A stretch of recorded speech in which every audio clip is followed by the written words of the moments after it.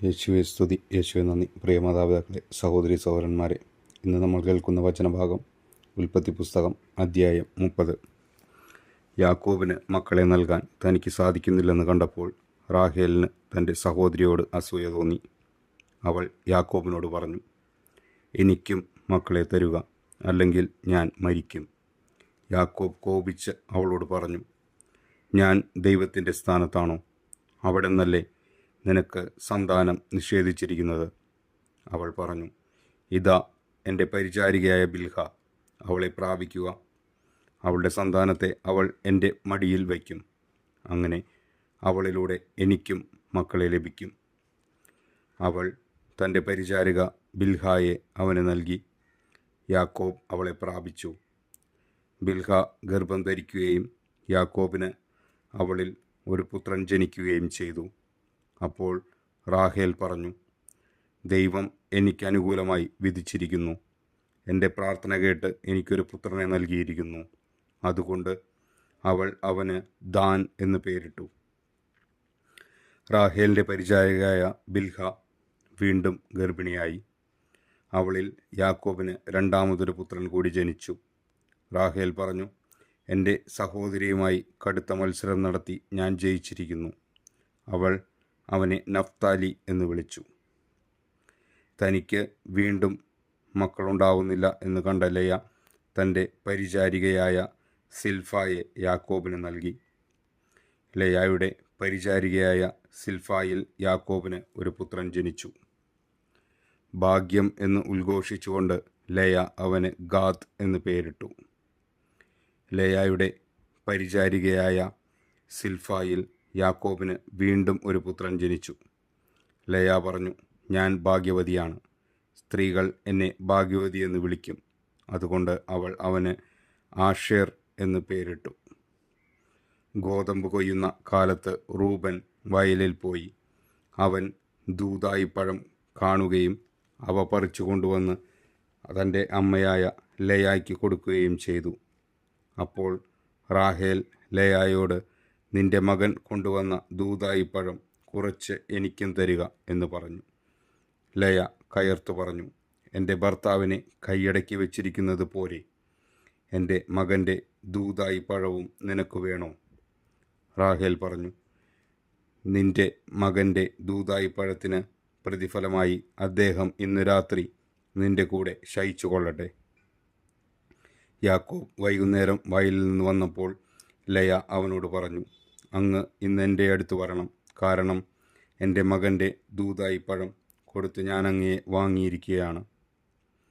അവൻ അന്നു രാത്രി അവളോടുകൂടെ ശയിച്ചു. ദൈവം ലേയായുടെ പ്രാർത്ഥന കേട്ടു. അവൾ വീണ്ടും ഗർഭം ധരിച്ച് യാക്കോബിന് അഞ്ചാമതൊരു മകനെ കൂടി നൽകി. എൻ്റെ പരിചാരികയെ ഭർത്താവിന് കൊടുത്തതിന് ദൈവം എനിക്ക് പ്രതിഫലം തന്നു എന്ന് പറഞ്ഞ് അവൾ അവനെ ഇസ്സാക്കർ എന്ന് വിളിച്ചു. ലേയ വീണ്ടും ഗർഭിണിയായി. യാക്കോബിന് അവൾ ആറാമത്തെ മകനെ പ്രദാനം ചെയ്തു. ദൈവം എനിക്ക് നല്ല സമ്മാനം തന്നിരിക്കുന്നു. ഇനി ഭർത്താവ് എന്നോടൊത്ത് വസിക്കും. അവന് ഞാൻ 6 മക്കളെ കൊടുത്തിരിക്കുന്നല്ലോ എന്ന് പറഞ്ഞ് അവൾ അവന് സെബുലൂൺ എന്ന് പേരിട്ടു. അവൾക്ക് ഒരു പുത്രിയും ജനിച്ചു. അവൾ തൻ്റെ പുത്രിയെ ദീന എന്ന് വിളിച്ചു. ദൈവം റാഹേലിനെ സ്മരിച്ചു. അവിടുന്ന് അവളുടെ പ്രാർത്ഥന കേൾക്കുകയും അവളുടെ വന്ധ്യത്വം അവസാനിപ്പിക്കുകയും ചെയ്തു. അവൾ ഗർഭം ധരിച്ച് ഒരു പുത്രനെ പ്രസവിച്ചു. അവൾ പറഞ്ഞു, എൻ്റെ അപമാനം ദൈവം നീക്കിക്കളഞ്ഞിരിക്കുന്നു. കർത്താവ് എനിക്കൊരു പുത്രനെ കൂടി തരട്ടെ എന്ന് പറഞ്ഞ് അവൾ അവന് ജോസഫ് എന്ന് പേരിട്ടു. യാക്കോബിൻ്റെ സമ്പത്ത്. റാഹേൽ ജോസഫിനെ പ്രസവിച്ചു കഴിഞ്ഞ് യാക്കോബ് ലാബാനോട് പറഞ്ഞു, എന്നെ പറഞ്ഞയക്കുക, ഞാൻ എൻ്റെ നാട്ടിലേക്ക് പോകട്ടെ. എൻ്റെ ഭാര്യമാരെയും മക്കളെയും എനിക്ക് തരിക. അവർക്ക് വേണ്ടിയാണ് ഞാൻ അങ്ങയെ സേവിച്ചത്. ഇനി ഞാൻ പോകട്ടെ. ഞാൻ ചെയ്ത സേവനം അങ്ങേക്കറിയാമല്ലോ. ലാബാൻ മറുപടി പറഞ്ഞു, നിനക്ക് എന്നോട് താല്പര്യമുണ്ടെങ്കിൽ നീ പോകരുത്. നീ മൂലമാണ് കർത്താവ് എന്നെ അനുഗ്രഹിച്ചത് എന്ന് എനിക്കറിയാം. നിനക്കെന്ത് പ്രതിഫലം വേണമെന്ന് പറയുക, അത് ഞാൻ തരാം. യാക്കോബ് അവനോട് പറഞ്ഞു, ഞാൻ എപ്രകാരം അങ്ങേക്ക് വേണ്ടി ജോലി ചെയ്തെന്നും എൻ്റെ മേൽനോട്ടത്തിൽ അങ്ങയുടെ ആടുമാടുകൾ എത്ര പെരുകിയെന്നും അങ്ങേക്കറിയാമല്ലോ. ഞാൻ വരുന്നതിനു മുൻപ് വളരെ കുറച്ച് ആടുകളെ അങ്ങേക്കുണ്ടായിരുന്നുള്ളൂ. ഇപ്പോൾ അവ വളരെ പെരുകിയിരിക്കുന്നു. ഞാൻ പോയിടത്തെല്ലാം കർത്താവ് അങ്ങയെ കടാക്ഷിച്ചിരിക്കുന്നു. ഇനി എൻ്റെ കുടുംബത്തിന് വേണ്ടി എന്നാണ് ഞാൻ എന്തെങ്കിലും സമ്പാദിക്കുക? ലാബാൻ ചോദിച്ചു. ഞാൻ നിനക്ക് എന്തു തരണം? യാക്കോബ് പറഞ്ഞു, അങ്ങ് എനിക്കൊന്നും തരേണ്ട. ഞാൻ പറയുന്ന വ്യവസ്ഥ സ്വീകരിക്കാമെങ്കിൽ ഇനിയും അങ്ങയുടെ ആടുകളെ ഞാൻ മേയിച്ചു കൊള്ളാം. അങ്ങയുടെ ആട്ടിൻകൂട്ടത്തിൽ നിന്ന് പൊട്ടോ പുള്ളിയോ ഉള്ള ആടുകളെയും കറുത്ത ചെമ്മരിയാടുകളെയും പൊട്ടോ പുള്ളിയോ ഉള്ള കോലാടുകളെയും ഞാൻ വേർതിരിക്കാം. അവ എൻ്റെ പ്രതിഫലമായിരിക്കട്ടെ. മേലിൽ അങ്ങ് എൻ്റെ പ്രതിഫലം പരിശോധിക്കുമ്പോൾ എൻ്റെ വിശ്വസ്തത അങ്ങേക്ക് ബോധ്യമാകും. എൻ്റെ കോലാടുകളിൽ പൊട്ടോ പുള്ളിയോ ഇല്ലാത്തതും ചെമ്മരിയാടുകളിൽ കറുപ്പില്ലാത്തതും കണ്ടാൽ അവ മോഷ്ടിക്കപ്പെട്ടതായി കണക്കാക്കാം. ലാബാൻ പറഞ്ഞു, ശരി, നീ പറഞ്ഞതുപോലെ തന്നെയാകട്ടെ. അന്ന് തന്നെ ലാബാൻ പൊട്ടോ പുള്ളിയോ ഉള്ള എല്ലാ മുട്ടാടുകളെയും പെണ്ണാടുകളെയും വെളുത്ത മറുകുള്ള എല്ലാ ആടുകളെയും കറുത്ത ചെമ്മരിയാടുകളെയും വേർതിരിച്ച് അവയെ തൻ്റെ പുത്രന്മാരെ ഏൽപ്പിച്ചു. ബാക്കിയുള്ള ആടുകളെ യാക്കോബിനെ ഏൽപ്പിച്ചു. തനിക്കും യാക്കോബിനും മധ്യേ 3 ദിവസത്തെ യാത്രാദൂരം ഏർപ്പെടുത്തുകയും ചെയ്തു.